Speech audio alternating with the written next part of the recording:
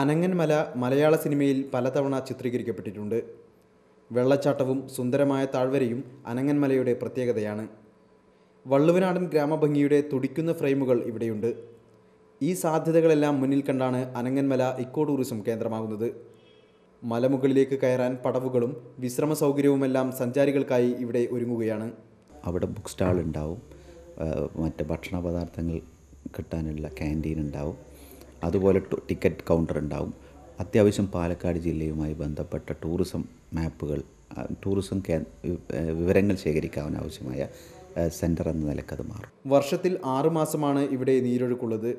തടയണ കെട്ടി വെള്ളച്ചാട്ടത്തിൻ്റെ ദൈർഘ്യം കൂട്ടാനും പദ്ധതിയുണ്ട്. പുതുവർഷത്തിൽ അനങ്ങൻമല സഞ്ചാരികൾക്ക് വേണ്ടി പൂർണ്ണമായും സജ്ജമാകും. അങ്ങനെ മലയാള സിനിമയുടെ ഇഷ്ട ലൊക്കേഷനായ അനങ്ങൻമല കൂടുതൽ സഞ്ചാരികളുടെ മനസ്സിൽ ഇടം നേടും. ഒറ്റപ്പാലത്തെ അനങ്ങൻമലയിൽ നിന്നും ക്യാമറമാൻ നാരായണൻ നമ്പൂതിരിക്കൊപ്പം MK ഷുക്കൂർ, ഏഷ്യാനെറ്റ് ന്യൂസ്.